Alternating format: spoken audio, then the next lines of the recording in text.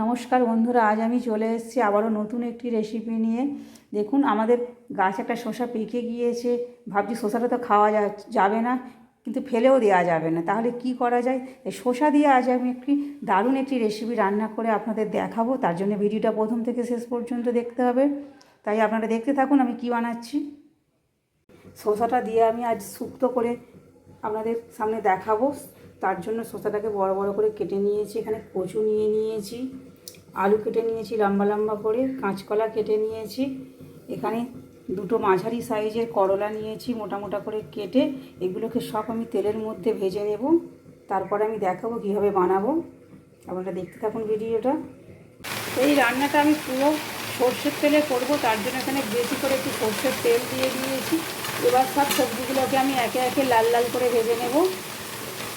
প্রথমে আলুটাকে দিয়ে দিলাম। আলুটাকে একটু লাল করে আমি ভেজে নেব। একে একে এইভাবে সব সবজিগুলো আমি ভেজে নেব, ভেজে তুলে রেখে দেবো। তারপর আমি রান্নাটা করব। আপনারা দেখতে থাকুন ভিডিওটা শেষ পর্যন্ত অবশ্যই।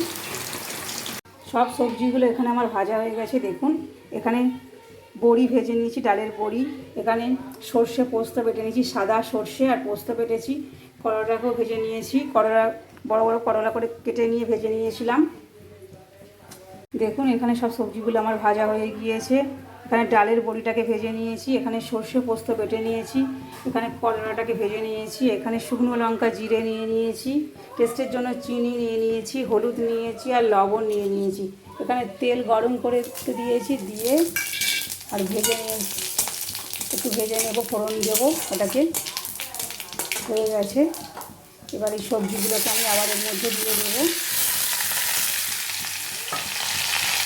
দিয়ে এবার মশলাগুলো আমি এর মধ্যে দিয়ে দেবো। দিয়ে সামান্য একটু জল দেবো, দিয়ে একটু নাড়িয়ে নেব।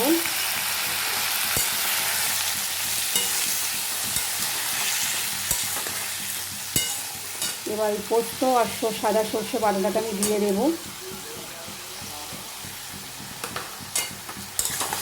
দিয়ে এইভাবে একটু কষিয়ে নেব আমি।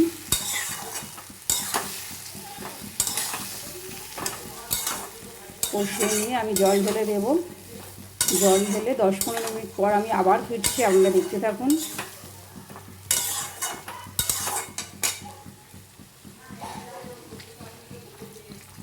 জল ঢেলে দিলাম, এবার ঢাকা দিয়ে দেব। ঢাকা দিয়ে 15 মিনিট পর আমি আবার ফিরছি। 15 মিনিট পর ফিরে এলাম। এবার আমি ভাজা করলাগুলো এর মধ্যে দিয়ে দেব, ভাজা বড়িগুলো এর মধ্যে আমি দিয়ে দেব। দিয়ে একটু এইভাবে নাড়িয়ে নেব। নিয়ে আমি জিরে গুঁড়োটা দিয়ে দেব।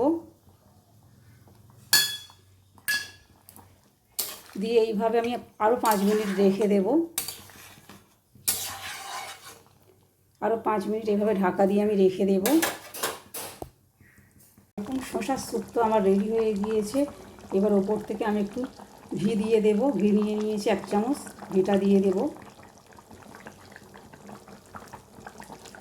ঘিটা দিয়ে দিলাম। ঘিটা দিয়ে একটু নাড়িয়ে নেব এইভাবে। দেখুন কত সুন্দর দেখতে লাগছে, খেতে ঠিক ততটাই সুন্দর লাগবে। আপনারা এইভাবে বানিয়ে খাবেন, আশা করছি আপনাদের ভালো লাগবে। যদি ভালো লাগে লাইক কমেন্ট ও শেয়ার করবেন। যদি ইউটিউব থেকে দেখেন তবে অবশ্যই আমার চ্যানেলটি সাবস্ক্রাইব করবেন। যদি ফেসবুক থেকে দেখেন তবে অবশ্যই আমাকে ফলো করবেন। দেখুন দেখতে খুব সুন্দর লাগছে, আশা করছি খেতেও ঠিক ততটাই সুন্দর লাগবে। আপনারা এইভাবে বানিয়ে খাবেন, গরম ভাতের সঙ্গে খেতে এটা খুব দারুণ লাগে এবং খুব সুস্বাদু একটি শুক্তো। আজ এখানে শেষ করলাম।